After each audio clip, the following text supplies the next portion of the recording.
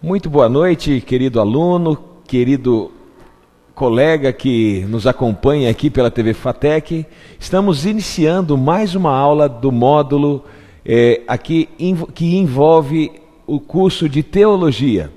Estamos estudando sobre Introdução à Teologia e eu sou o professor João Braz, que trago para vocês mais uma aula referente ao módulo Introdução à Teologia. Hoje nós falaremos um pouco mais sobre a Bíblia. Semana passada nós já comentamos sobre como a Bíblia foi formada, quem é o seu grande autor, que é Deus. Já estudamos sobre diversos assuntos relacionados à Bíblia. E hoje nós iremos estudar um pouquinho mais. Eu quero hoje com vocês dar uma atenção especial ao Pentateuco, que são os 5 primeiros livros da Bíblia. Então começaremos a fazer uma análise, de todos os livros da Bíblia. Em especial hoje nós faremos uma breve análise sobre o Pentateuco. Isso faz parte da nossa grade curricular, faz parte então dos nossos estudos. Você que tem a sua apostila, Então o assunto que nós iremos falar, ele está decorrente aqui a partir então da página 11, página 12, 13, tá? Página 14, então aqui você tem o foco desse assunto, mas você pode assistir essa aula que nós iremos gravar hoje quantas vezes você quiser. Se alguma coisinha você não entender de primeira, você assiste de novo e assiste de novo. E aí então nós podemos então decorrer sobre esse assunto, que será então análise dos aspectos dos livros da Bíblia. Em especial hoje então o Pentateuco.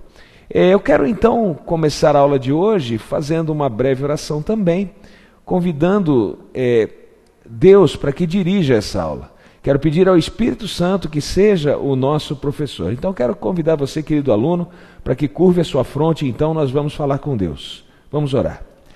Pai querido, nós lhe agradecemos, Senhor, pela oportunidade que temos de mais uma vez estudar a Tua Palavra. Estamos aqui, Senhor, em mais um módulo de teologia, falando agora sobre a introdução à teologia. Que o Senhor dirija essa aula, Senhor. Que tudo que falarmos, que tudo que dissermos seja de acordo com a Tua santa vontade.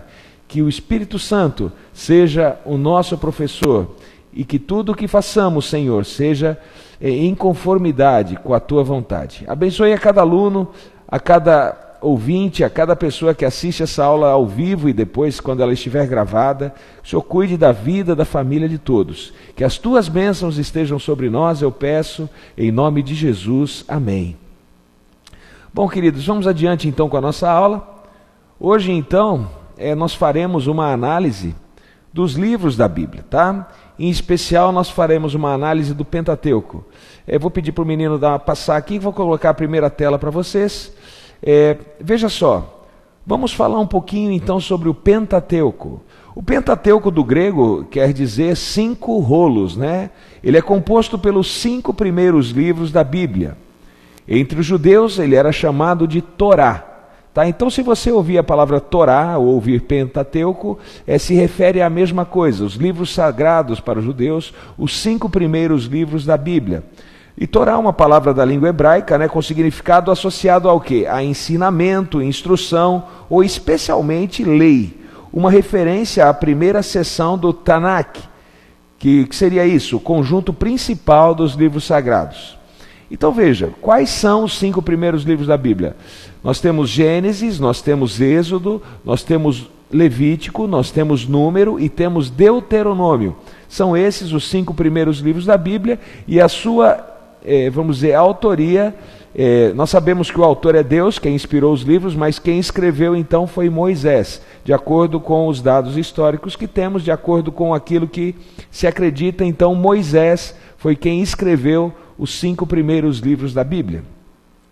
Então veja, os 5 primeiros livros da Bíblia hebraica, cuja autoria é atribuída a Moisés. Os judeus também usam a palavra Torá num sentido mais amplo, para refletir o ensinamento judeu através da história como um todo. Nesse sentido, o termo abrange todo o Tanakh, E o Mishnah, primeira grande redação na forma escrita da tradição oral judaica, e também o Talmud, um registro das discussões rabínicas que pertencem à lei, ética, costumes e história do judaísmo. Em cima das leis, os judeus eles desenvolveram mais de 600 leis. leis que faziam com que eles não transgredissem a lei de Deus, no caso aquilo que era relatado na palavra de Deus, relatado nos mandamentos de Deus. Então veja, esse é o Talmud. E também a literatura Midrash. O que seria isso? É um método homilético da exegese bíblica, queridos. Em seu sentido mais amplo, os judeus usam também a palavra Torá para refletir-se a todo e qualquer tipo de ensinamento ou filosofia. Então o judeu entende como ensinamento, como filosofia para a vida, o Torá. Então veja, com referência bíblica, o Torá então é o ensinamento que Deus deu ao povo judeu. E esse ensinamento foi relatado então nos 5 primeiros livros da Bíblia, chamados por nós hoje de Pentateuco, tá? Pentateuco então quer dizer 5 rolos.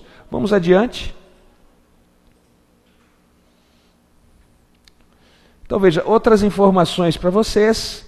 As 5 partes que constituem a Torá são nomeadas de acordo com a primeira palavra do seu texto. Então, no hebraico, eles recebem um nome um pouco diferente daquele nome que nós estamos acostumados a ouvir na nossa tradução da Bíblia. Então veja, Bereshit, no caso, quer dizer no princípio. Se você olhar em Gênesis, o livro começa no princípio. Deus criou os céus e a terra. Então veja, o livro de Gênesis, no hebraico, ele é conhecido como Bereshit, tá? Que quer dizer no princípio. E esse, pelo público não judeu, que somos nós, então é conhecido como Gênesis. Shemot, né? Que é o nome dado ao livro de Êxodo. Vaikra, vamos dizer assim, é o início, né, do livro de Levítico, né, que começa assim, e levou, e chamou, né, no caso, Levítico. Bamidbar, que quer dizer no deserto, ermo, né, que é o início do livro de Números. E Devarim, que quer dizer palavras, é o início do livro de Deuteronômio. Então veja, aí estão os 5 primeiros livros da Bíblia: Gênesis, Êxodo, Levítico, Números e Deuteronômio. São os 5 primeiros livros que nós temos na palavra de Deus relacionados ao Pentateuco, onde a escrita foi atribuída a Moisés. Tudo bem? Vamos adiante? Outra coisa importante que eu queria compartilhar com vocês é que a subdivisão dos textos, ela não era no original como nós temos hoje. A Bíblia hoje é dividida em capítulos, em versículos. Quando a Bíblia foi escrita, ela não era dividida assim. Nós não tínhamos os versículos, nós não tínhamos os capítulos como temos hoje. Por exemplo, hoje nós temos o livro de Gênesis com 50 capítulos. E não era assim, veja só. A subdivisão do texto em capítulos e versículos não vem do texto original. A primeira divisão existente foi a divisão do texto da Torá, o Pentateuco, em 50, que eles chamam os judeus de parashot, que são leituras semanais para o ano litúrgico judaico. Então essa primeira divisão que foi feita em 54 parashotes, ou seja, 54 passagens. A divisão por capítulos foi introduzida pelos cristãos, com o objetivo prático de auxiliar a referência a textos. Veja que para nós é mais fácil entender e mais fácil localizar quando um texto está dividido em capítulos e em versículos. Se eu falar para você, abra sua Bíblia em Gênesis, capítulo 20, versículo 8, você vai achar exatamente Gênesis, capítulo 20, versículo 8. Então, para uma maneira que ficasse mais fácil, mais organizada, então para nós cristãos, a Bíblia foi dividida em capítulos e em versículos. Tá bem? Uma das atuais divisões em capítulos foi realizada por Stephen Langton, por volta do ano 1200 depois de Cristo, e foi adotada primeiramente no manuscrito hebraico do século XIV.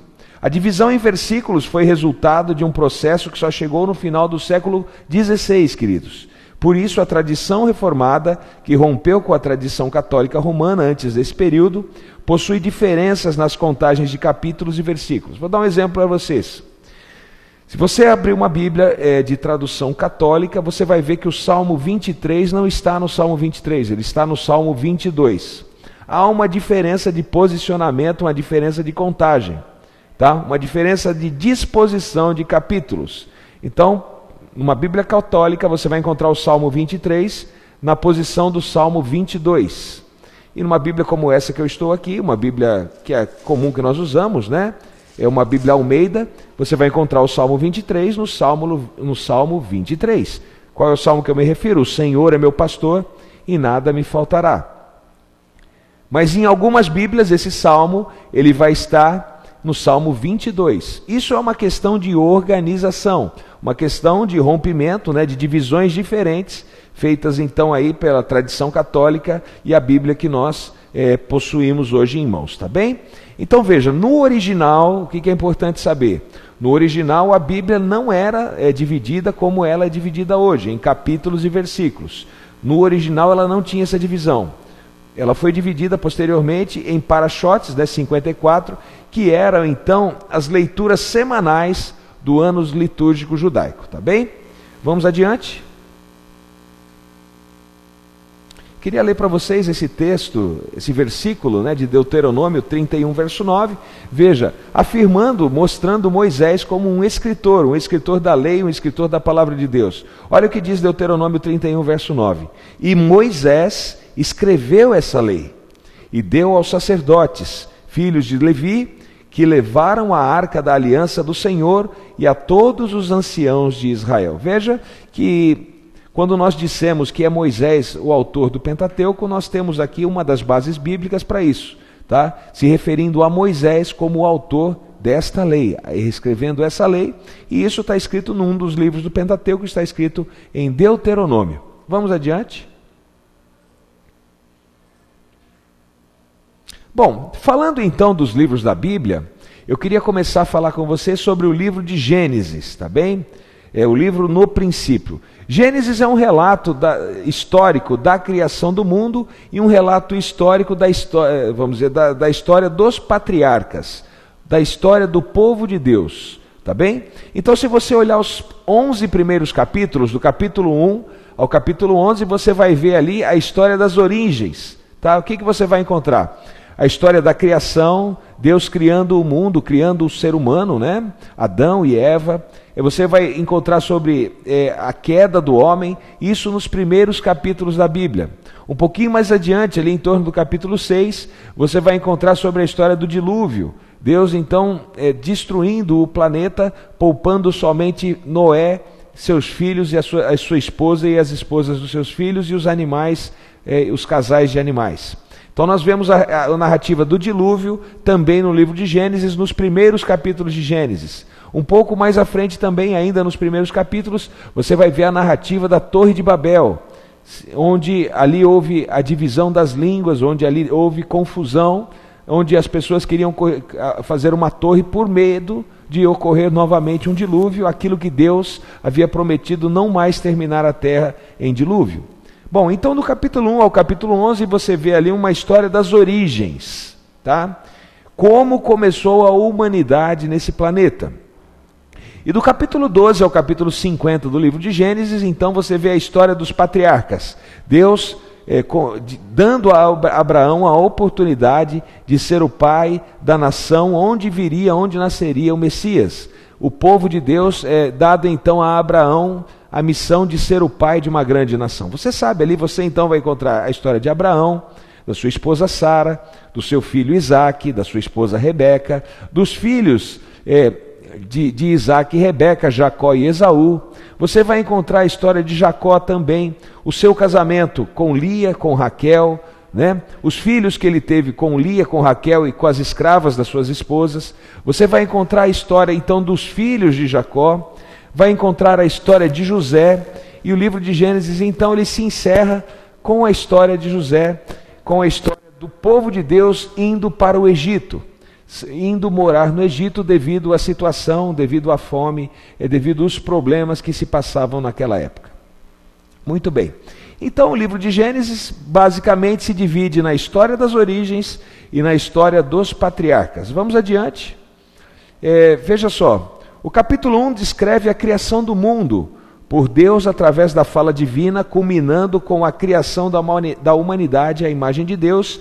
E veja, a designação do sétimo dia como Sabá, um dia de descanso ordenado por Deus. Nós sabemos que Deus criou o mundo em 6 dias, e no 7º dia ele descansou, abençoou e santificou o dia 7º, para que a humanidade tivesse então o memorial da criação, um dia para ir a Deus em adoração, e esse dia é conhecido até hoje pelos judeus como Sabá. Sabá quer dizer repouso, tá? Quando você escuta um judeu falando Shabbat Shalom, ele está dizendo a paz do sábado, ou seja, o descanso do sábado, o repouso do sábado, o refrigério que o sábado dá. Um dia de descanso ordenado por Deus. No 2º capítulo, então, Deus cria o primeiro homem na figura de Adão e depois da mulher Eva.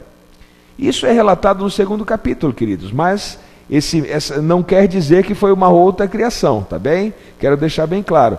Deus primeiramente criou Adão e Eva. Ele não criou seres antes de Adão e Eva. Os primeiros seres a existirem nessa terra foram Adão e Eva, que é relatado na criação, onde Deus ali modela o homem do pó da terra, sopra nele o fôlego da vida, e então o homem passa a ser alma vivente. E esse homem relatado então na criação é relatado no capítulo 2. Não foi pós a semana da criação, foi no 6º dia então que Deus criou Adão e Eva. Isso está relatado em Gênesis, que é criada a partir de uma costela de Adão. Termina então com uma afirmação referente ao casamento entre o homem e uma mulher. Quero abrir um parênteses aqui, dizer a você que casamento é algo instituído por Deus. Foi Deus que inventou o casamento. Quando Deus criou Adão e Eva, disse a Adão e Eva: olha, que vocês agora se multipliquem, encham a terra com a sua descendência. Queridos, Deus então ali faz o primeiro casamento, faz o casamento de Adão e Eva. E eles vivem um para o outro como uma só carne. Existem pessoas que às vezes acham que sexo é pecado. Eu quero dizer para vocês, queridos, que sexo é ideia de Deus. A relação sexual entre o marido e a mulher é uma bênção dada por Deus ao casal. Só que veja, é uma bênção dada a um casal casado. Deus inventou o sexo seguro, não é o que o mundo diz aí que é sexo seguro. O sexo seguro inventado por Deus é chamado de casamento, queridos. Então, às vezes, hoje em dia, a gente vê incentivo aí, às vezes aqui crianças menores, jovens que não são casados, usem camisinha nas suas relações sexuais. Queridos, o plano de Deus é que essas relações não aconteçam, que as relações sexuais sejam feitas somente dentro do casamento. Porque o plano de Deus é que o sexo aconteça no casamento. Então, qualquer coisa fora disso, quero dizer com vocês, com todo carinho, com todo respeito, que não é plano de Deus. O plano de Deus é que haja sim relações sexuais, mas entre o marido e a esposa, e nada diferente disso. Quando o marido então se casa com a sua mulher, eles podem ter e devem ter relações sexuais. Isso para eles vai ser uma bênção. Qualquer coisa fora disso está fora dos planos de Deus, não é bênção de Deus, tá bem? Então, às vezes o homem age por natureza própria, por vontade própria, ele faz as coisas de acordo com a vontade dele. Mas qual é a vontade de Deus para a relação sexual, queridos? É um plano de sexo seguro, mas esse sexo é dentro do casamento. O homem e a mulher esperarem o casamento e aí sim terem relações sexuais e muitas vezes para o resto da vida, tá bem? Então, às vezes, existem pessoas que polemizam muito esse assunto, falam, eu acho. Não, eu quero colocar a posição bíblica para vocês, tá? Não é o João que está falando isso aqui. Quem está falando é a palavra de Deus. E se você estiver duvidando ou achando estranho o que eu estou falando, investigue. Leia a palavra de Deus e veja o que Deus acha sobre o assunto, tá bem? Vamos adiante. Então veja, Gênesis também narra acontecimentos desde a criação do mundo na perspectiva judaica. O chamado então relato de Gênesis, passando pelos patriarcas hebreus até a fixação desse povo no Egito, depois da história de José. Gênesis, segundo a fé judaica, é o início, é o princípio da criação dos céus, da terra, da humanidade, de tudo que existe na vida, de todos os seres.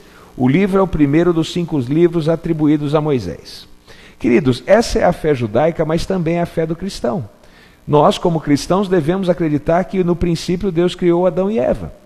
Não combina com o cristianismo acreditar ou crer no evolucionismo. Tá? Isso derrubaria tudo o que Jesus fez por nós. Porque veja, Jesus morreu pelos pecadores. E quem foi os primeiros autores do pecado? Foram Adão e Eva, que no jardim do Éden comeram da árvore do conhecimento do bem e do mal. Se o homem evoluiu, queridos, não tem pecado, não tem pecador. Então não necessitaria da morte de Cristo Jesus. Então veja, às vezes alguns cristãos modernos, eles acham que é plausível, que é aceitável acreditar no evolucionismo, devido a tanto que a mídia diz e tanto aí que evolucionistas, cientistas falam sobre o evolucionismo. Mas eu quero dizer, queridos, que precisa ter muito mais fé para acreditar no evolucionismo do que no criacionismo. O primeiro ponto. O segundo ponto, se você acredita que Jesus é o seu Salvador, que Ele morreu pelo seu pecado, que você nasceu pecador porque você é descendente de Adão e Eva. Então, se você aceita Jesus como seu Salvador, você deve então acreditar no criacionismo. Senão não teria coerência a sua crença. Não teria coerência acreditar em Cristo Jesus como nosso Salvador. Tá bem? Jesus morreu pelos pecadores. O salário do pecado foi a morte. Então Adão e Eva adquiriram a morte. Eles não iriam morrer, eles iriam viver eternamente. Mas eles escolheram fazer aquilo que Deus falou para que eles não fizessem. E o salário do pecado deles então foi a morte. E adquirindo então a morte para a sua vida, alguém precisaria pagar o preço da morte. De quem era a culpa? Era deles, eles que deveriam morrer. Mas Jesus disse o seguinte: eu assumo a culpa. Eu morro no lugar deles, que são os pais da humanidade. Então Jesus veio a esse mundo, morreu pelo seu pecado, pelo pecado de Adão, pelo pecado de Eva. Não pelo pecado de um macaco que evoluiu e se tornou um ser humano. Tá bem? Estou sendo bem duro, bem direto. É porque às vezes a gente escuta alguma coisa e a gente acaba repetindo, seguindo. Mas eu quero que você investigue somente a nossa fonte da verdade, que é a palavra de Deus, queridos. Que você que vai ser um líder de uma igreja, que você que vai ser um líder de uma comunidade, que você transmita a verdade. E que você tenha firmeza nessa verdade que você transmite. Que você não tenha dúvidas, que você não balance com relação à criação. Quer aprender mais sobre a criação? Leia então o livro de Gênesis, tá? Você vai saber bastante sobre como Deus criou eu, você e todas as coisas, criou o mundo e todas as coisas que nele existem, tá bem? Vamos adiante. Bom, vamos falar agora um pouquinho sobre o livro de Êxodo, tá? Talvez em história você tenha estudado sobre êxodo rural, né? O homem que sai do campo e vai morar na cidade. Talvez em alguma aula de história lá na escola, no ensino fundamental, no ensino médio, a professora de história falou com você sobre êxodo rural. Êxodo é exatamente isso, uma viagem. O povo saiu do Egito e foi para a terra prometida, aquilo que Deus havia prometido para eles. Eles estavam como escravos no Egito e foram então para uma terra prometida. O livro de Êxodo, ele dá então uma continuidade ao livro de Gênesis. Lembra como eu falei para vocês? O livro de Gênesis, ele termina falando de José. Vocês sabem que José foi jogado num poço pelos seus irmãos e foi levado como escravo para o Egito. Ele serviu na casa de Potifar como escravo, e na casa de Potifar, devido ao que a mulher de Potifar aprontou com ele, vamos dizer assim, ele foi mandado para a cadeia. Mas na cadeia, ele se sobressaía sobre os outros presos, ao ponto dele ter a chave da cadeia na mão e cuidar de todas as coisas da cadeia. E a sua história, quem ele era, o seu caráter, ficou sendo conhecido pelo faraó do Egito. E o faraó do Egito descobriu que ele era um intérprete de sonhos. Então Moisés foi convidado a ir até o palácio falar com o faraó, porque o faraó tinha sonhado algo que ele não sabia o significado. Ele tinha sonhado com 7 vacas gordas, com 7 vacas magras. Ele tinha sonhado com espigas de milho e pés de milho que comiam outros pés de milho. Então o faraó queria a interpretação para esse sonho. E José, pelo poder de Deus, deu então ao faraó a interpretação do seu sonho. Os sonhos queriam dizer a mesma coisa, que o Egito teria 7 anos de fartura e depois teriam 7 anos de miséria, 7 anos de fome. Então José foi colocado no cargo, queridos, veja só, de escravo a governador do Egito. Ele foi o segundo homem mais importante do Egito. Ele cuidou de todas as coisas do Egito, e inclusive da organização do país para que tivesse alimento nos tempos difíceis.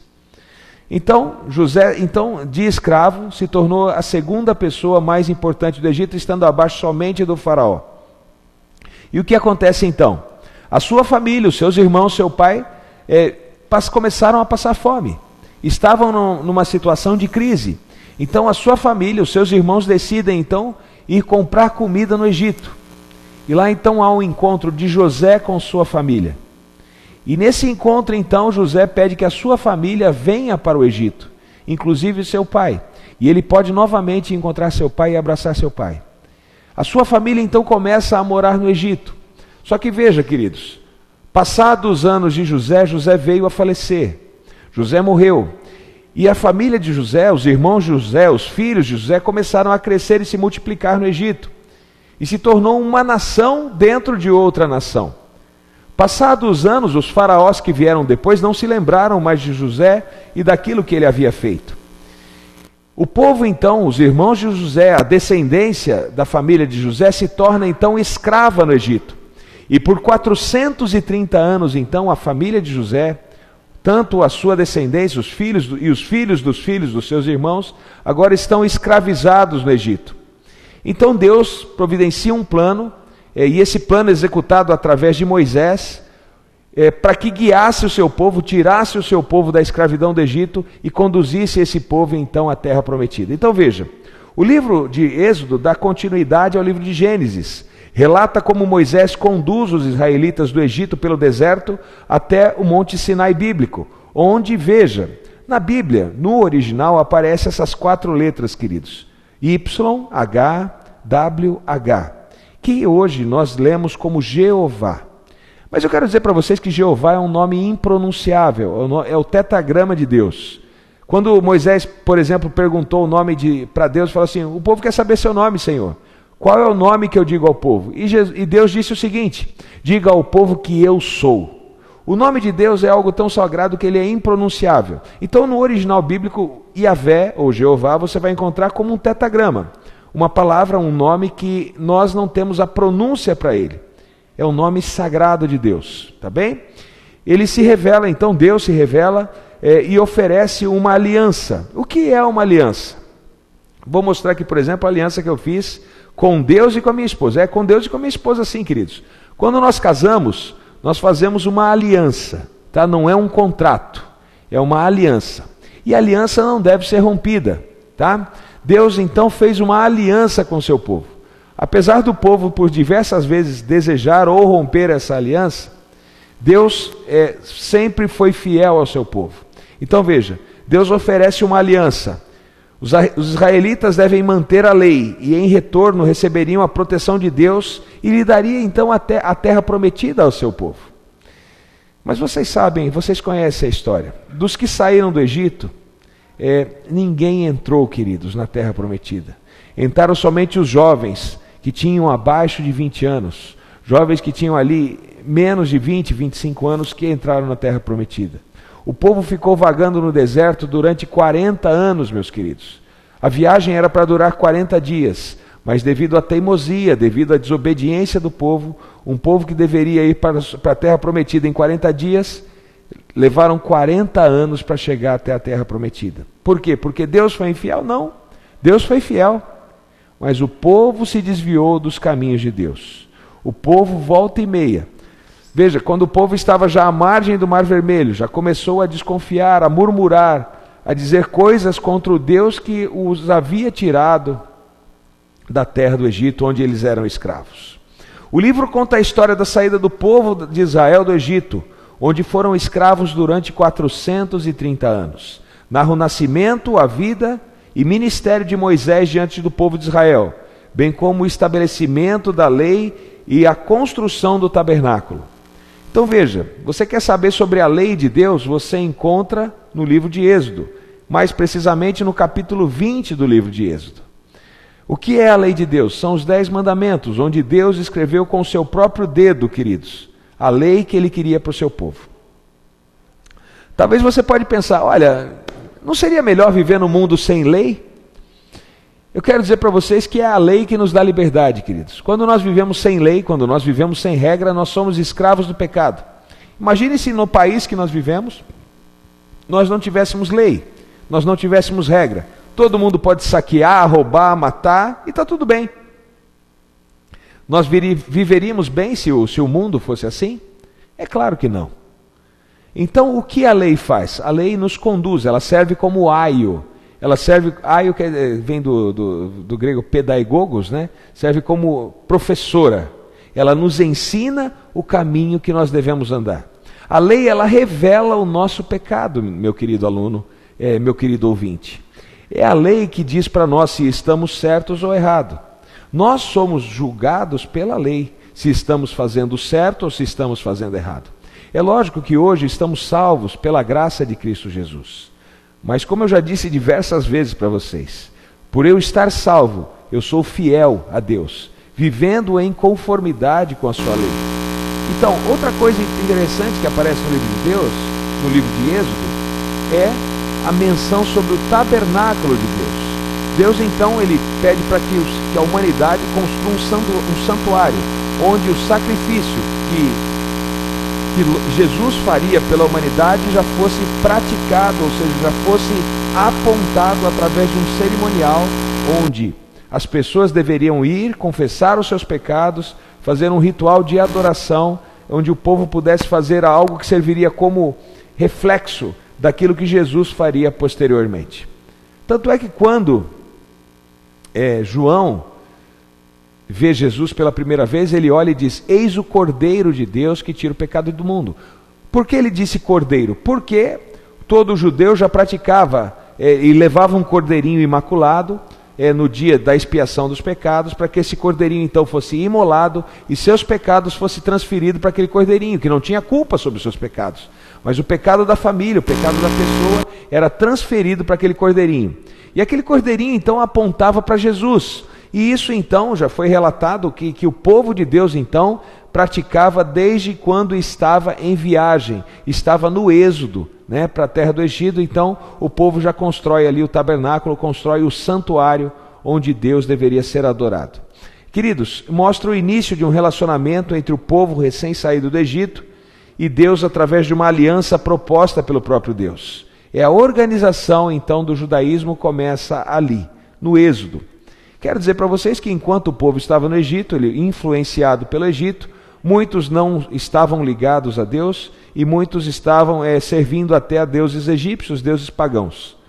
Mas, com a viagem, com a instrução que Moisés deu ao povo, principalmente as tábuas da lei, os 10 mandamentos, o povo então segue no caminho que Deus havia colocado para eles, o caminho que deveriam estar e devem estar até hoje, tá bem?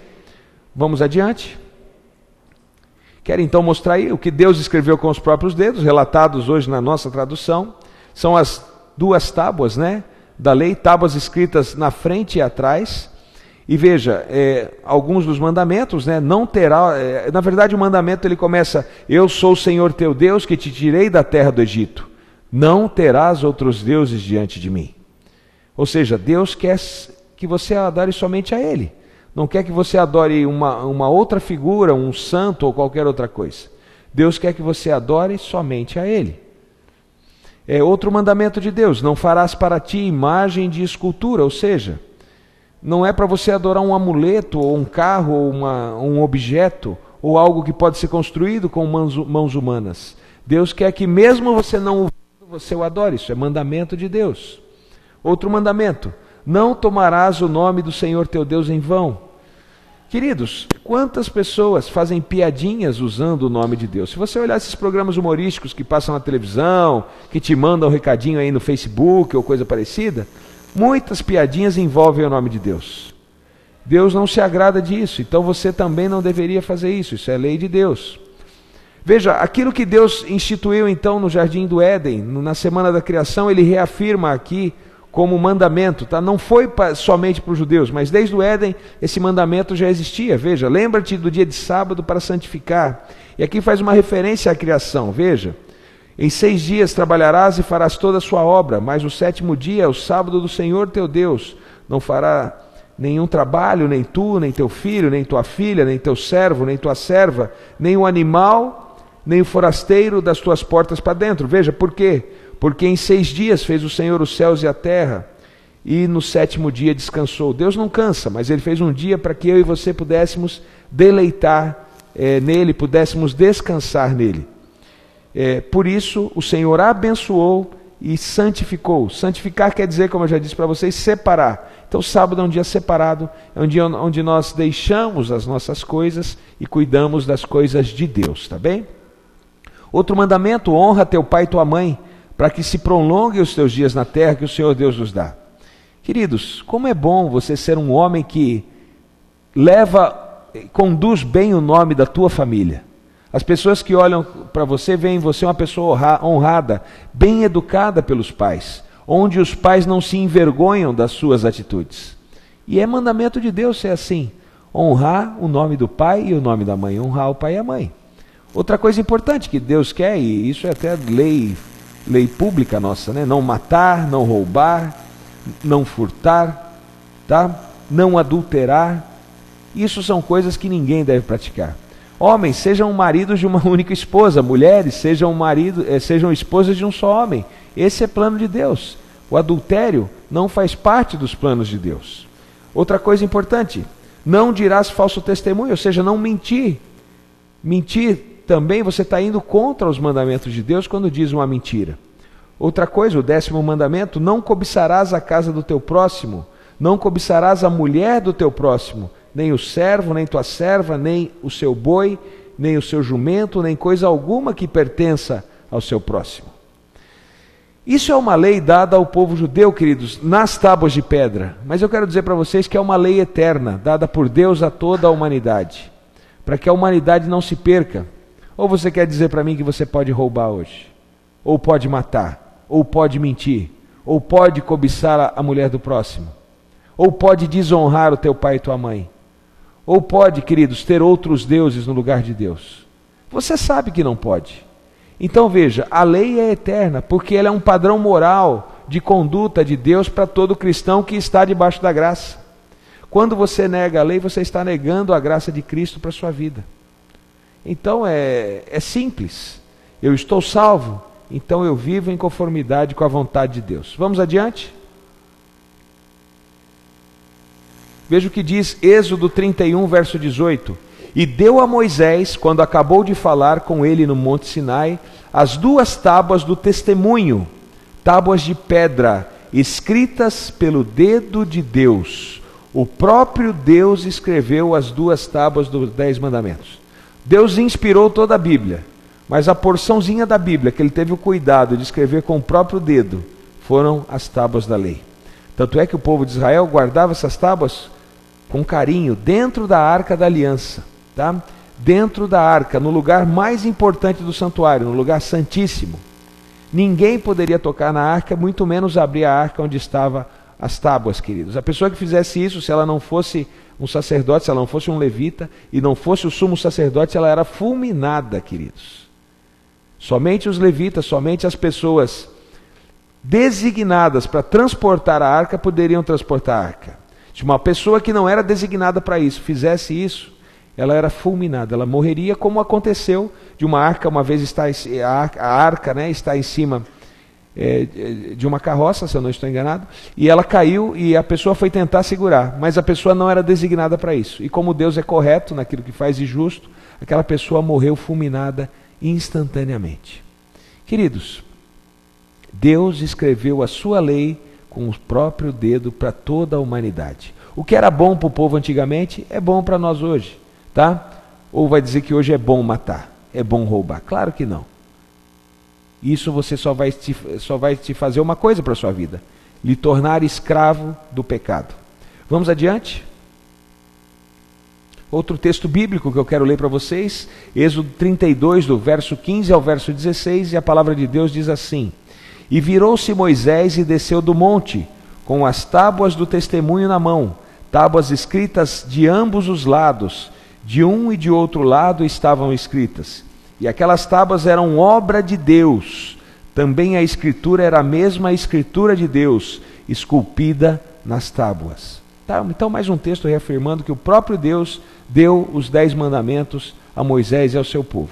Mas veja, os mandamentos já deveriam ser praticados mesmo antes de estarem escritos.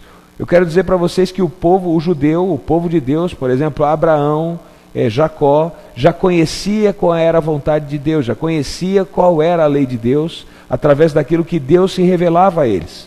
O que Deus fez só foi reafirmar, só foi escrever aquilo que o povo já deveria saber se fosse um povo que andasse nos caminhos de Deus, tá bem? Vamos adiante. Salmo capítulo 1, do verso 1 ao verso 2 diz assim: Bem-aventurado o homem que não anda segundo o conselho dos ímpios, nem se detém no caminho dos pecadores, nem se assenta na roda dos escarnecedores. Antes tem seu prazer aonde, queridos, que está escrito? Na lei do Senhor, e na sua lei medita de dia e de noite. Queridos, não tenha a ideia que daqui para frente, porque Jesus veio a esse mundo, você tem que ler somente o Novo Testamento. A Bíblia toda, ela é útil para o conhecimento. E eu quero dizer mais uma vez para vocês, como já disse na aula passada, toda a Escritura é inspirada por Deus e útil para o ensino. E ela serve para que você medite. Não vá fazer você meditação transcendental, aquelas coisas de yoga, né? Ficar com o joelhinho, com a perna cruzada, meditando. Não. A meditação do cristão deve ser na palavra de Deus. Deve ser no estudo da palavra, deve ser buscando o conhecimento com a palavra de Deus. É aqui que você deve buscar conhecimento para aprender mais e meditar naquilo que Deus instruiu o seu povo. Coisas maravilhosas, queridos, instruções maravilhosas Deus deu ao seu povo. E isso está tudo escrito na palavra de Deus, e quero dizer para vocês, com grande riqueza, isso está escrito no Pentateuco. Então são livros que devem ser lidos, livros que devem ser conhecidos por você, que é um filho de Deus, e você principalmente, que é um estudante de teologia, um futuro pastor, um futuro pregador da palavra de Deus, tá bem? Vamos adiante? Eu queria ler para vocês na minha Bíblia agora, Romanos capítulo 7. Veja, eu estava falando de lei, né? E eu quero colocar para vocês o que Paulo pensa sobre lei, o que, vamos dizer assim, aquilo que está escrito em Romanos, que é um livro do Novo Testamento, referente à lei. E eu quero ler para vocês todo o capítulo 7, para ver se há alguma questão de não termos mais que praticar a lei, ou temos que deixar a lei de lado, tá bem? Vamos então ver o que está escrito no capítulo 7 do livro de Romanos. Romanos está logo após a Atos aí, no capítulo 7, tá bem? Vejam só, queridos alunos, vou ler para vocês. Porventura ignorais, irmãos, pois falo aos que conhecem a lei, que a lei tem domínio sobre o homem toda a sua vida? Ora, a mulher casada está ligada pela lei ao marido, enquanto ele vive, mas se o mesmo morrer, desobrigada ficará da lei conjugal. Queridos, não adianta você querer guardar a lei depois de morto. O teu julgamento acontecerá em vida, enquanto você estiver vivo. Então é em vivo que você tem que conhecer e ser fiel à lei. Assim como o marido tem que ser fiel à esposa em vida, depois ele está desobrigado disso, ele pode casar novamente. A lei também é para ser vivida e ela está imperante na sua vida enquanto você está vivo. É isso que Paulo quer dizer aqui. Continuando. De sorte que será considerada adúltera se vivendo ainda o marido unir-se com outro homem. Porém, se morrer o marido, estar livre da lei e não será adúltera se contrair novas núpcias. Assim, meus irmãos, também vós morrestes relativamente à lei, por meio do corpo de Cristo. A lei não diz mais, queridos, que você está condenado à morte. Por quê? Porque Cristo morreu por mim e por você.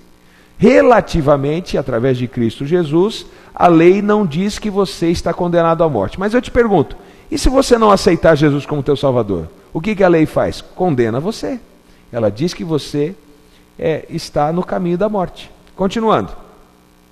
Para pertencestes a outro, a saber, aquele que ressuscitou dentre os mortos, a fim de que frutifiquemos para Deus. Porque quando vivíamos segundo a carne, as paixões pecaminosas postas em realce pela lei operavam em nossos membros, a fim de frutificarem para a morte. Agora, porém, libertados da lei, estamos mortos para aquilo que estávamos sujeitos, de modo que servimos em novidade de espírito e não na caducidade da letra. Agora veja, a lei e o pecado. Que diremos, pois? É a lei pecado? De modo nenhum. Mas eu não teria conhecido o pecado, senão por intermédio da lei. Então veja, qual é o papel da lei hoje? Revelar para nós o pecado. Se transgredimos a lei, consequentemente estamos praticando o pecado, que não é a característica do cristão.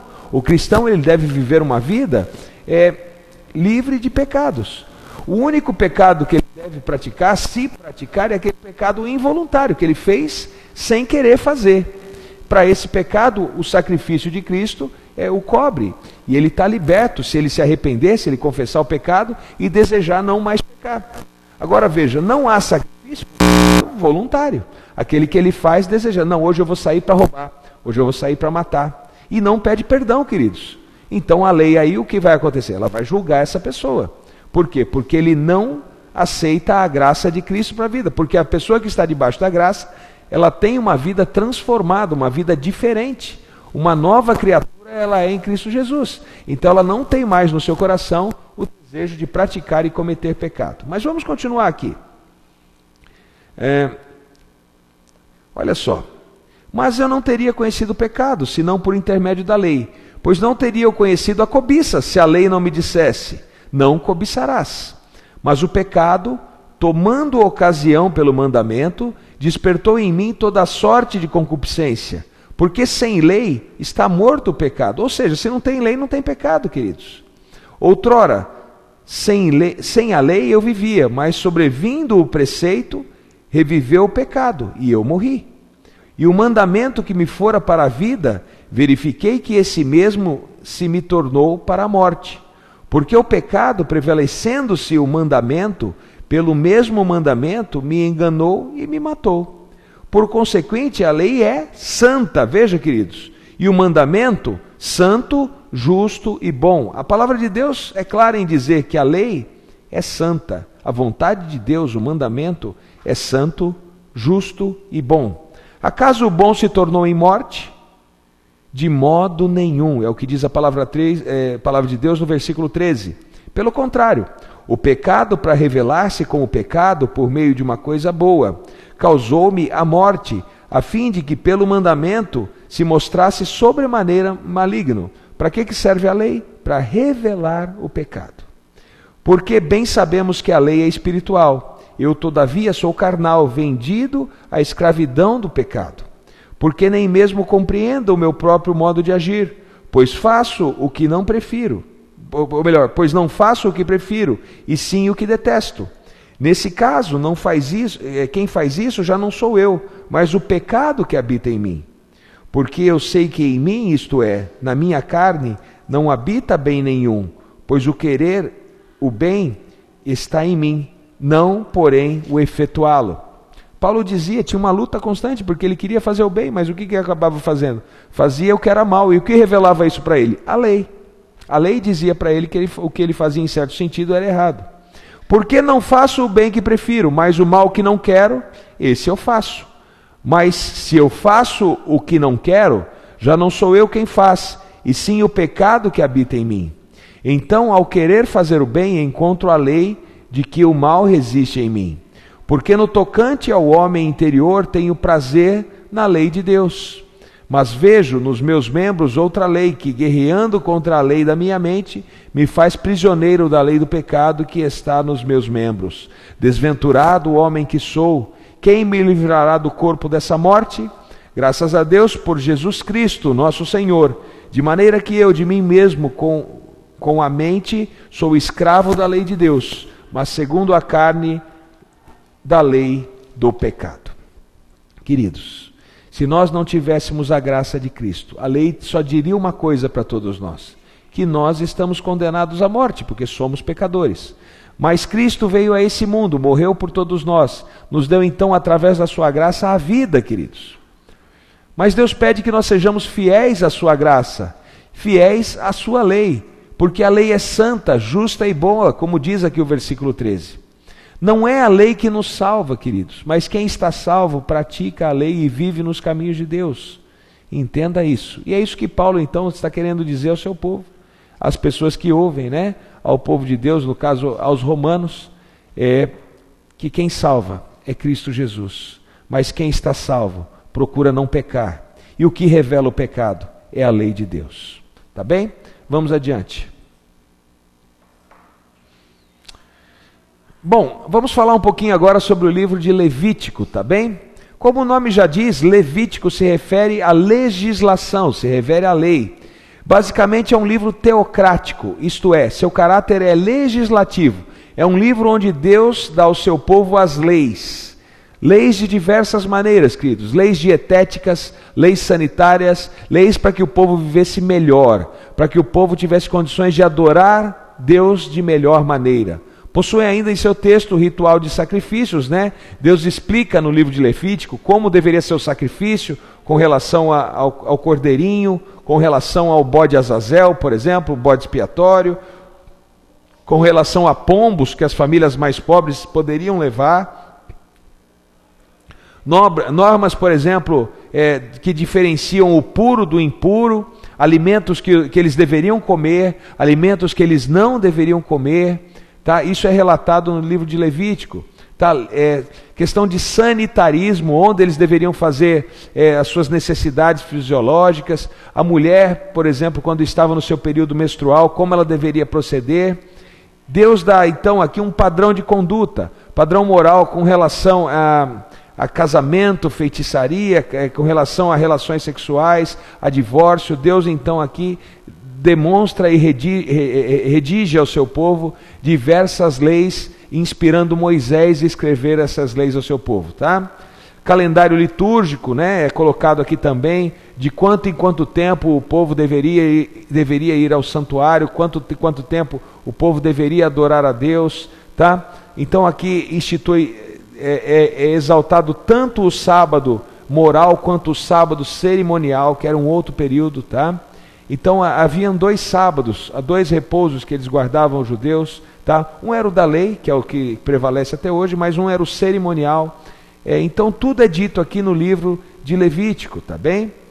Normas que regulamentariam a religião, tá bem? Vamos adiante? Ainda um comentário, né? Mediante a leis sanitárias e dietéticas. O que é isso? Lei sanitária e lei dietética. Quer ver uma lei sanitária, queridos, que no caso o judeu praticava? A questão da circuncisão. O judeu ele tinha uma característica diferente dos outros povos. Ele, ao 8º dia de nascido, todo menininho judeu, ele era levado para ser circuncidado. Eu vou mostrar isso através dessa caneta. Veja, está aqui a caneta e a tampa, né? Então, se você pensar no órgão sexual masculino, é o prepúcio, a pontinha da pele. O judeu, então, no 8º dia, cortava o prepúcio do menino judeu. Tá bem? Deus que pediu para que fosse no 8º dia. E acreditem, queridos, como Deus é maravilhoso e como Deus é sábio. Como Ele conhece todas as coisas. A medicina diz hoje que o 8º dia de vida de uma criança é o dia em que a criança tem a menor propensão a ter hemorragia, queridos. Se fosse um dia antes ou se fosse um dia depois, a circuncisão, ela teria um sangramento muito maior, uma cicatrização muito mais difícil do que no 8º dia. Então Deus pediu a que seu povo no 8º dia, então, todo judeu fosse circuncidado. Todo judeu, então, cortasse o prepúcio. Que hoje nós chamamos de operação de fimose, né? Hoje, quando a pessoa, para não ter problemas no seu relacionamento conjugal, para que ela não tenha ali infecções ou não tenha sujeira no seu órgão sexual, ela faz a cirurgia de fimose. Mas veja, isso é uma lei sanitária dada por Deus já ao povo daquela época. E se você olhar a incidência de câncer de colo do útero, a mulher judia ela tem uma menor incidência do que as mulheres de outras nações, pelo fato de o judeu ser circuncidado. O homem, quando tem relações sexuais com a mulher e ele ainda tem, vamos dizer assim, a fimose, ou seja, ele não tem o prepúcio cortado, ou seja, o seu pênis ele não sai para fora, vamos dizer assim, ele tem ali dentro uma sujeira. E essa sujeira pode trazer à sua parceira uma infecção, pode trazer problemas de saúde. Então Deus, cuidando da saúde do seu povo, querendo que as mulheres e os homens tivessem filhos com saúde, que as relações sexuais fossem saudáveis, Deus pede então, querido, que o judeu fosse circuncidado. Veja que plano maravilhoso de Deus para a saúde do seu povo. Porque justamente um povo mais saudável, ele tem melhor condição de adorar a Deus. Questão de alimentação, Deus disse ao povo o que ele poderia comer e o que não poderia. No Levítico capítulo 11 você vai ver ali os animais que o povo deveria comer e os animais que o povo não deveriam comer. Devido à escassez de alimento, Deus então permite que o ser humano se alimentasse de outros animais. Mas Deus então dá ali ao ser humano uma regra de quais animais ele poderia comer. Se você quer saber quais que Deus permitiu e qual que Deus disse para não comer, é só ler Levítico capítulo 11, leia inteiro. Você vai ver tanto dos animais quadrúpedes, você vai saber, por exemplo, posso comer vaca, boi, carne de boi? Posso comer carne de porco? Levítico capítulo 11 vai te dizer isso. Eu posso comer peixe de couro? Eu posso comer peixe de escama? Levítico capítulo 11 vai te dizer isso. Eu posso comer qualquer tipo de ave? Levítico capítulo 11 vai te dizer isso. Talvez aí você esteja pensando, será que eu posso comer urubu, né? Eu quero te dizer que urubu não pode, tá? E Levítico capítulo 11 vai te dizer que urubu não pode. Dos répteis, eu posso comer réptil, eu posso comer camarão? Levítico capítulo 11 vai te dizer isso, queridos. É a vontade de Deus para a tua saúde. Mas isso é que me salva? Como eu já disse, não. Mas Deus quer que você tenha uma mente mais saudável para o adorar. Eu acho maravilhoso o exemplo dado por Daniel, Sadraque, Mesaque e Abednego, isso está em Daniel capítulo 1. Eles foram levados cativos à Babilônia e eles deveriam ser experimentados, né, com outros jovens babilônicos, demonstrando quem era o jovem mais inteligente, se eram os jovens hebreus ou se eram os jovens babilônicos. E ali então é oferecido a Daniel, Sadraque, Mesaque e Abednego todo o tipo de alimentação, queridos. Todo tipo de iguarias. Eu imagino que devia ter de tudo ali. Carne de diversas espécies, animais, vísceras de animais, todas as iguarias do rei. Mas o que Daniel e seus amigos resolvem? Eles dizem o seguinte: olha, nós queremos continuar comendo os legumes, as verduras e a comida simples que nós comíamos com o nosso povo. O tutor deles ali falou o seguinte: olha, mas vocês vão me prejudicar, Nabucodonosor, o imperador vai ficar muito chateado, vocês vão ficar sem saúde. Daniel disse o seguinte: não, nos coloque à prova. E queridos, depois de 3 anos, Daniel e seus amigos tinham muito mais saúde e responderam muito melhor todas as questões que foram colocadas a eles, com muito mais sabedoria, não só do que aqueles estudantes, mas do que os maiores sábios que haviam na terra da Babilônia. Isso não é fantástico? Pessoas fiéis a Deus, pessoas que usavam os princípios que Deus havia dado a elas, mantendo uma boa alimentação. Originalmente, o ser humano, tanto Adão quanto Eva, e os animais desse planeta, você pode olhar esse relato em Gênesis, eles não nasceram para comer outros animais, eles nasceram para comer vegetais. Ninguém morria para que outro se alimentasse desse. A primeira morte aconteceu depois do pecado. Antes do pecado, o leão comia capim, comia vegetais. Deus deu tanto à humanidade quanto aos animais, isso está relatado em Gênesis, de toda a erva do campo, de todas as frutas, isso comereis, isso servirá para vocês como alimento. Não fala ali de outros animais você comerá. Nós passamos a nos alimentar de outros animais depois do pecado. Mas no plano original de Deus, Deus tinha um plano de saúde, um regime vegetariano mais saudável, para que eu e você pudéssemos ter uma adoração melhor, tivéssemos um corpo melhor. Se você observar, isso também é pesquisa, você pode investigar na internet, no YouTube, e digitar o seguinte lá: quais são as populações que mais vivem no planeta Terra? Você vai encontrar 3 grupos de pessoas. Você vai encontrar chineses que vivem bastante, você vai encontrar italianos que vivem bastante, e você vai encontrar norte-americanos que vivem bastante. Esses 3 grupos de pessoas, todos eles têm uma alimentação mais saudável, comem comida simples, não comem comidas extravagantes. São pessoas que vivem, querido, pasmem vocês, mais de 100 anos. Tem pessoas que estão chegando nos 120 anos com saúde, andando e caminhando, porque tem uma boa alimentação. E Deus quer exatamente isso para o seu povo, que tenha uma mente mais saudável para entender melhor o que a palavra de Deus nos diz. E Deus colocou isso para o seu povo desde Levítico, tá? E quer dizer, o que era bom para o povo antigamente não é bom para hoje? Quer dizer que hoje eu posso comer de tudo, se entupir de comida que vai fazer ter pesadelo, pensar mal. Você que vai ser pregador, você vai passar por experiências assim. Você pode experimentar para confirmar o que eu estou te falando, o dia que você for pregar numa igreja. Experimenta antes de pregar, se entupir de comida e de bebidas que fazem mal. Veja se você vai conseguir pregar com clareza. Veja se você vai conseguir transmitir a palavra de Deus com clareza. Agora experimenta fazer o contrário, comer comida simples ou fazer um jejum e depois pregar a palavra de Deus. Quero dizer para você que você vai ter muito mais condições se a sua mente não estiver incomodada com a barriga que você tem no estômago. Porque uma grande quantidade de sangue vai ser destinada para a digestão desse alimento e a sua mente vai ficar embotada e você não vai conseguir falar. Querido, Deus, Ele é onisciente, Ele sabe todas as coisas. Então a sabedoria divina foi dada aqui em Levítico para que o seu povo tivesse condições sanitárias, dietéticas e morais para viver bem e viver em adoração. Olha só, mediante a lei sanitárias e dietéticas e os regulamentos sobre a teologia moral e sexual, proveram-se-lhes proteção contra doenças. Tais leis beneficiaram em sentido espiritual, porque eles habitariam e familiarizariam de modos de agir com Deus de Javé, né? E ajudariam-os a ajudar-se a tais. Os cristãos entendem que tais regulamentos, como parte da lei de Moisés, serviam como tutor para conduzir os judeus ao Messias, que seria o grande sumo sacerdote de Deus, prefigurado pelos incontáveis sacrifícios oferecidos em harmonia com a lei. Tudo que era feito, queridos, antes da vinda de Jesus, apontava para a vida de Jesus, tá? E o que você faz hoje? Hoje você faz, por amor a Jesus, você cuida da sua vida, cuida da sua saúde. Lembra do mandamento, não matarás? Quando você enche a cara de bebida, por exemplo, bebida alcoólica, quando você fuma, o que você está fazendo com o seu corpo? Você não está matando o seu corpo?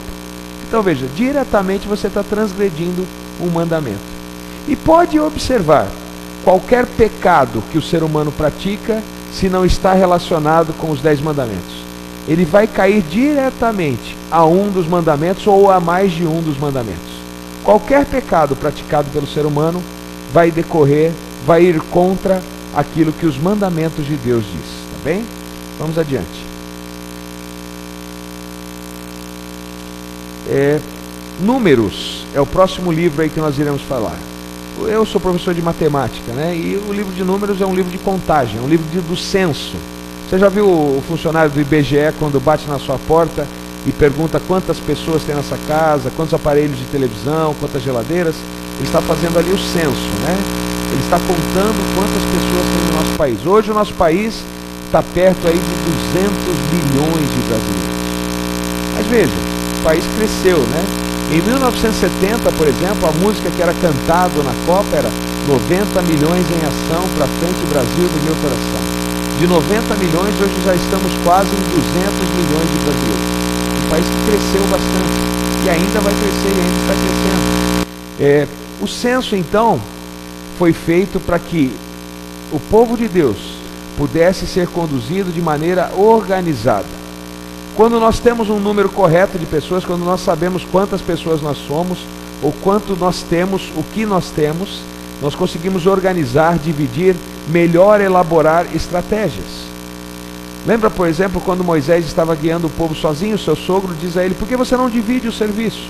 E aí Moisés então divide o povo de Deus em equipes de 100, de 10, grupos maiores, grupos menores.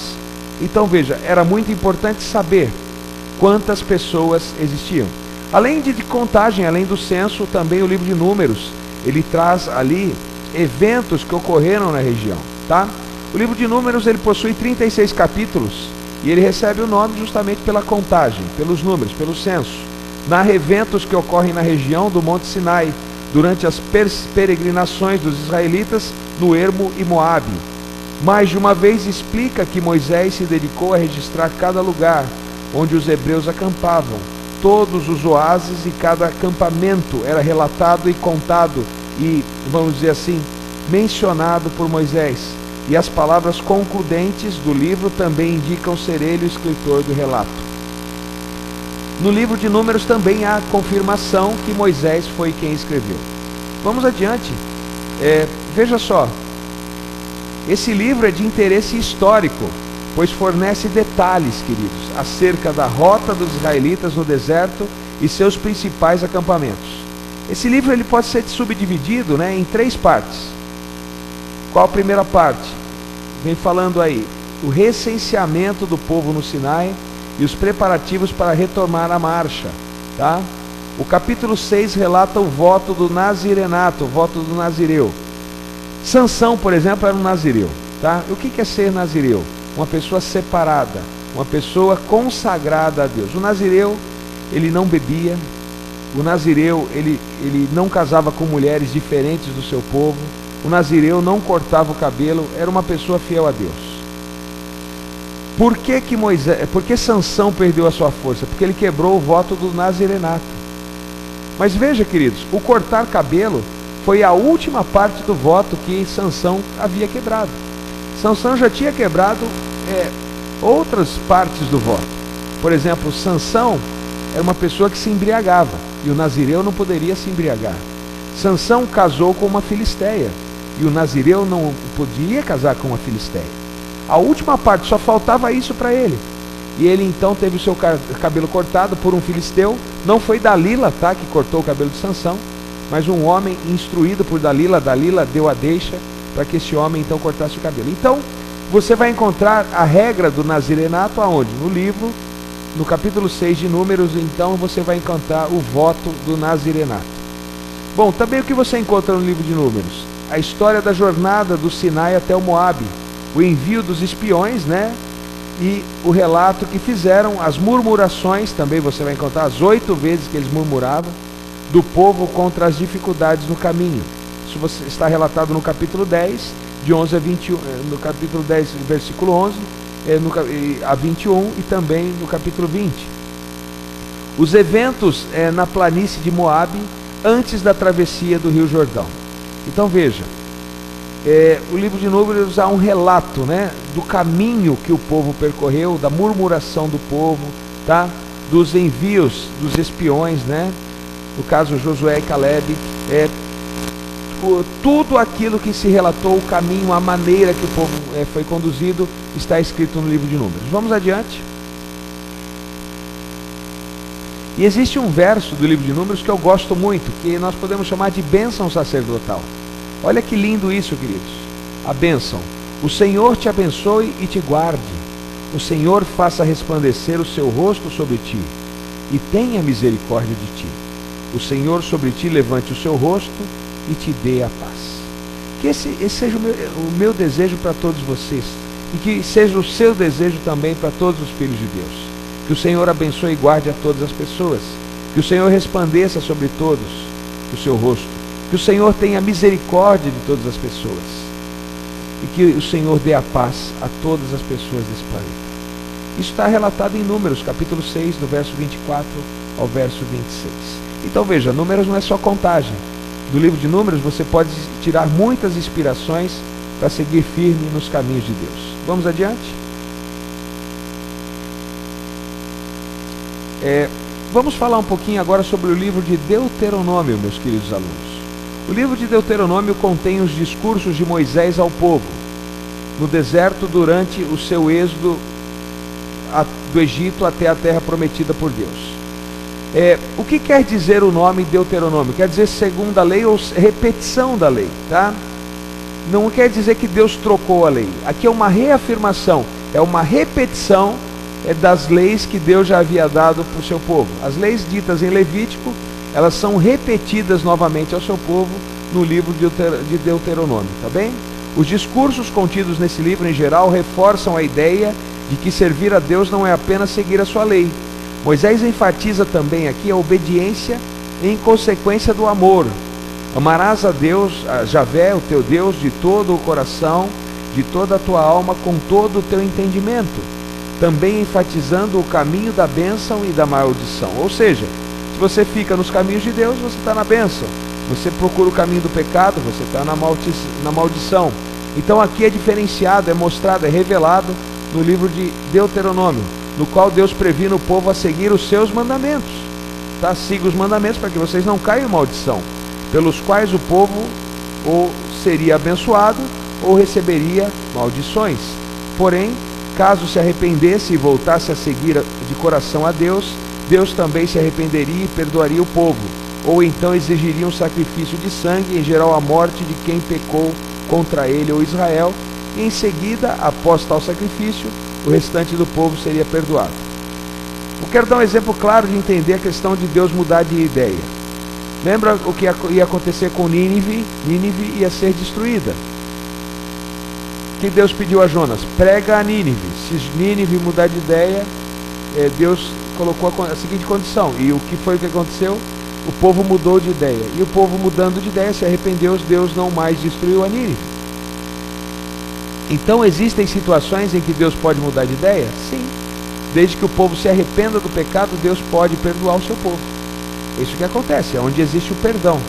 Não é que Deus muda aquilo que é preceito, aquilo que é lei, aquilo que é fundamento, aquilo que é princípio. Isso Deus não muda. Deus não muda princípio, mas Deus muda quando o pecador decide deixar de ser pecador e se converte a Deus. Aí existe então o perdão. Então vejam só, conforme várias passagens da ira de Deus contra os rebeldes demonstradas no Levítico, Êxodo e Número. Então Deuteronômio mostra a ira de Deus. Mas veja, não é que Deus seja mau, queridos. Deus é justo e Deus não permite que o povo viva em bênção se o povo escolhe estar em maldição. Então as consequências do próprio pecado que levaram o povo a conhecer então a ira de Deus. Porque Deus não permite que o pecado prevaleça, somente o seu amor prevalecesse. Quando o povo decidia ou escolhia o pecado, então a ira de Deus se manifestava e a maldição então caía sobre o povo. E o povo então era fulminado, exterminado, era conduzido à morte devido ao seu pecado. O responsável pela morte era então o pecado, não Deus. Tá bem? Vamos adiante. Veja o que diz Deuteronômio capítulo 30, do verso 8 ao verso 11. Vamos ler. Converter-te-ás, pois, e darás ouvido à voz do Senhor. Cumprirás a todos os seus mandamentos que hoje te ordeno. E o Senhor teu Deus te fará prosperar em toda a tua obra e todas as tuas mãos, no fruto do teu ventre, no fruto do teu... Porquanto o Senhor tornará a alegrar-se em ti para fazer o bem, como se alegrou em seus pais, quando deres ouvidos à voz do Senhor teu Deus, guardando os seus mandamentos e os seus estatutos, escrito nesse livro da lei, quando te converteres ao Senhor teu Deus com todo o coração e com toda a tua alma, porque esse mandamento que hoje te ordeno não te é encoberto e tampouco está longe de ti. Lembra quando nós lemos que a lei é santa, justa e boa? Deus aqui mais uma vez reafirmando que o povo deveria andar nos seus mandamentos. E eu quero dizer mais uma vez, o que era bom para o povo naquele tempo, queridos, é bom para a gente hoje. Nós também devemos andar em conformidade com a vontade de Deus, em conformidade com os mandamentos de Deus. Quem assim pratica, está debaixo da graça, vive em conformidade com aquilo que Jesus quer que você viva, tá bem? Vamos adiante? Olha só, 1 João, um livro do Novo Testamento, um dos últimos livros a serem escritos na Bíblia. Olha só, 1 João capítulo 2, verso 4 ao verso 7. Reafirmando a importância de estudarmos, aceitarmos e vivermos também aquilo que está escrito no Antigo Testamento. Aquele que diz, eu conheço-o, e não guarda os seus mandamentos. Que mandamento que João se refere aqui? Aos 10 mandamentos, queridos, aqueles relatados em Êxodo. Olha o que João diz aqui, aquele que não guarda os seus mandamentos é mentiroso, e nele não está a verdade. Mas qualquer que guarda a sua palavra, o amor de Deus está nele verdadeiramente aperfeiçoado, ou seja, ele está debaixo da graça, queridos. Nisto conhecemos que estamos nele. Aquele que diz que está nele, também deve andar como ele andou. Irmãos, não vos escrevo mandamento novo, mas mandamento antigo, que desde o princípio tivestes. Está vendo? Não tem novidade. O que é os mandamentos? O que é amar a Deus acima de todas as coisas? Os 4 primeiros mandamentos. O que é amar o próximo como a ti mesmo? São os 6 outros mandamentos. Então veja, não há coisa nova, mas o antigo que desde o princípio tivestes. Esse mandamento antigo é a palavra que desde o princípio ouvistes. João está querendo dizer o seguinte, queridos: a pessoa salva em Cristo Jesus e que diz que ama a Jesus, guarda os mandamentos. Aquele que não guarda os mandamentos nada mais é do que um mentiroso. Falar que ama a Deus ou colocar Jesus aqui no peito é fácil, né? Mas ter peito para andar com Jesus, eis a questão. Então eu vou lá, compro uma camiseta, Deus é fiel. Mas você tem sido fiel? Será que eu estou sendo fiel? Essa é a questão que eu devo analisar. Fiel ao quê? Fiel à vontade de Deus, e a vontade de Deus são os mandamentos de Deus. Vamos adiante?